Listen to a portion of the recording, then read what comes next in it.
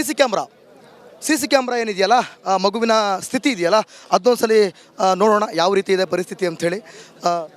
ಆದರೂ ಕೂಡ ಒಂದ್ಸಲಿ ಝೂಮ್ ಹಾಕಿ ನೋಡೋಣ ಈಗಿನ ಪರಿಸ್ಥಿತಿ ಯಾವ ರೀತಿ ಇದೆ ಅಂಥೇಳಿ. ಎಸ್ ಬನ್ನಿ. ಒಟ್ಟಿನಲ್ಲಿ ಎಷ್ಟೇ ಕೆಲಸಗಳು ನಡೀತಾ ಇದ್ದರೂ ಕೂಡ ಮಗುವಿನ ಚಲನವಲನವಂತೂ ಹಿಡ್ದಂಗೆ ಅವರು ಏನು ಚಲನವಲನಗಳನ್ನ ಅಬ್ಸರ್ವ್ ಮಾಡ್ತಾ ಇದ್ದಾರೆ. ಯಾಕಂದರೆ ಈಗ ಮತ್ತೆ ಡ್ರಿಲ್ ಮಾಡ್ತಾ ಇರೋದ್ರಿಂದ ಹೇಗಿದೆ ಮಗುವಿನ ಪರಿಸ್ಥಿತಿ ನೋಡಿ. ಇನ್ನೊಮ್ಮೆ ನಿಮಗೆ ತೋರಿಸುವಂಥ ಪ್ರಯತ್ನ ಮಗುವಿನ ಕಾಲು. ಈಗ ಆಲ್ರೆಡಿ ಸ್ವಲ್ಪ ಇರುವೆಗಳು ಅದು ಇದು ಅಲ್ಲಿರುವಂಥ ಕೀಟಗಳು ಸ್ವಲ್ಪ ಕಚ್ಚಿದೆ ಅನ್ನುವಂಥ ಮಾಹಿತಿನೂ ಕೂಡ ಲಭ್ಯ ಆಗಿರೋದ್ರಿಂದ ಮಗುವಂತೂ ಅಳ್ತಿದ್ದಾನೆ. ಸಾತ್ವಿಕ್ ಅಂತೂ ಆ ಒಂದು ಸೌಂಡ್ಗೆ ಅಳ್ತಿರೋದಂತೂ ನಿಜ.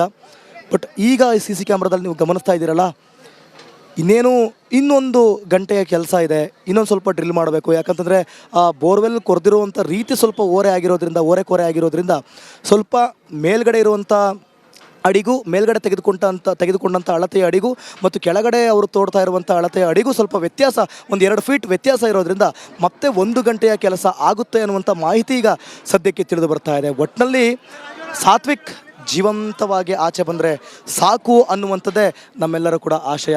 ಸೊ ಇನ್ನೂ ಕೂಡ ಎಕ್ಸ್ಪ್ಲೇನ್ ಮಾಡಬೇಕು, ಅವ್ರ ಜೊತೆ ಮಾತನಾಡಿಸ್ಬೋದೋ ಇಲ್ವೋ ಗೊತ್ತಿಲ್ಲ. ಸತತ ನಿರಂತರವಾಗಿ ಅವ್ರನ್ನ ಮಾತಾಡ್ಸಂಗಿಲ್ಲ ನಾವು ನಿರಂತರವಾಗಿ ಇಟ್ಕೊಂಡಿದ್ದಾರೆ. ಸರ್ ನಮಸ್ತೆ ಸರ್. ನಿರಂತರವಾಗಿ ಇಟ್ಕೊಂಡಿದ್ದೀರಾ ಸರ್? ನಿನ್ನೆಯಿಂದಲೂ ನಾನು ಅಬ್ಸರ್ವ್ ಮಾಡ್ತಾ ಇದ್ದೀನಿ ಸರ್. ಹಾಗೆ ಇಟ್ಕೊಂಡಿದ್ದೀರಲ್ಲ ಸರ್. ಊಟಕ್ಕಾದರೂ ಹೋಗಿದ್ರೆ ಇಲ್ವೋ? ಇಲ್ಲ ಸರ್, ಇಲ್ಲ ಹೋಗಿಲ್ಲ ಸರ್. ಊಟಕ್ಕೆ ಹೋಗಿಲ್ವಾ? ನೋಡಿ, ಊಟಕ್ಕೂ ಕೂಡ ಅವರು ಹೋಗಿಲ್ಲ ಅಂತ ಹೇಳ್ತಿದ್ದಾರೆ ಸರ್. ಅಟ್ಲೀಸ್ಟ್ ನಿಮ್ಗೆ ನೋವು ಕೂಡ ಆಗಿಲ್ವಾ? ಒಂದು ಕೈ ಹಿಡ್ಕೊಳ್ಳೋದಾಗಲಿ ಜುಮ್ ಹಿಡಿಯೋದಾಗಲಿ ಏನೂ ಆಗಿಲ್ವಾ? ಇಲ್ಲ ಸರ್, ಚೇಂಜ್ ಮಾಡ್ತಾ ಇದ್ದೇವೆ ನಾವು ಸಿಬ್ಬಂದಿ, ನಾವು ಚೇಂಜ್ ಮಾಡ್ತಾ ಇದ್ದೀವಿ.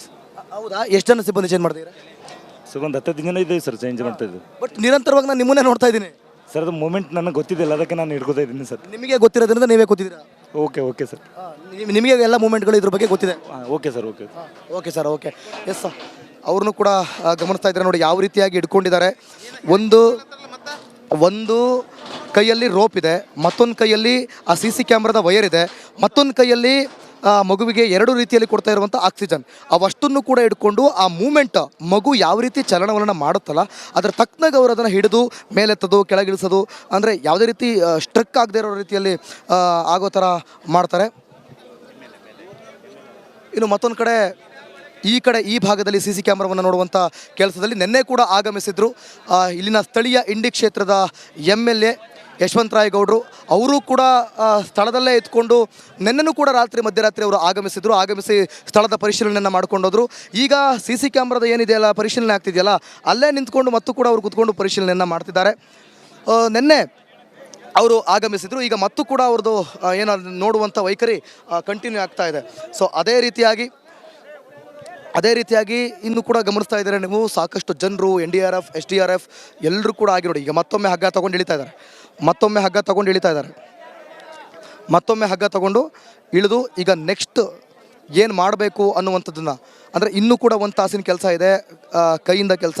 ಮತ್ತೊಂದು ಕಡೆ ನೀವು ಅಬ್ಸರ್ವ್ ಮಾಡ್ತಾ ಇದ್ದೀರಲ್ಲ, ಆ ಕಡೆ 3 ಕಾಣಿಸ್ತಾ ಇದ್ದಾರಲ್ಲ ನಿಮಗೆ, ಅವರು ಕೂಡ ಹೆವಿ ಕೆಲಸ ಮಾಡಿದ್ದಾರೆ. ಅವರು ಕೂಡ ಸಖತ್ ಕೆಲಸ ಮಾಡಿದ್ದಾರೆ.